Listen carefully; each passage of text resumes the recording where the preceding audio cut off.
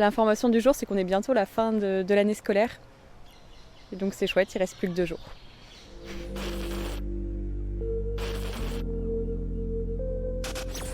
Des séances de cinéma en plein air, le point commun entre le PSG et la promenade des Anglais, les prénoms les plus donnés dans le département, c'est au programme de cette pause info du 5 juillet.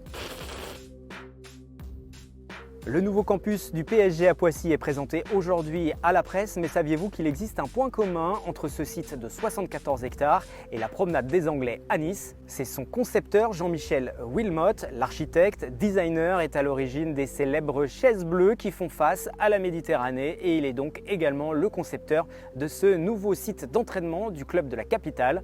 Terrain de sport, bâtiment administratif, centre médical, musée, des conditions optimum pour accueillir les joueurs et pourquoi pas remporter une Ligue des Champions.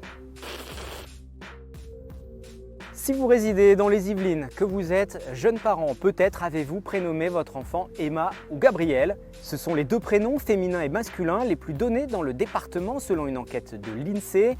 Au niveau national, Jade, Louise ou Léo ont également le vent en poupe. En revanche, Yveline a complètement disparu et ce depuis 1988. À cette époque, on ne comptait au niveau national que 11 petites filles à s'appeler ainsi.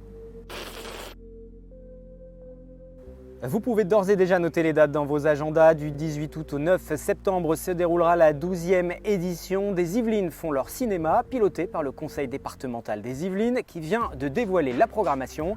Les Tuches 3, Top Gun, Maverick, au total 68 lieux de programmation pour se retrouver en famille ou entre amis. Première séance le 18 août à Mantes-la-Ville avec le 2e volet de Tous en scène, le dessin animé musical.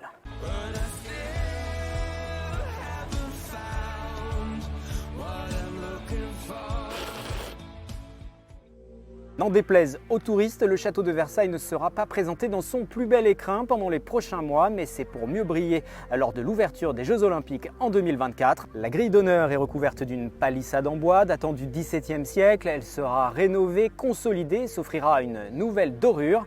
Rappelons que la ville royale accueillera les épreuves d'équitation et de pentathlon.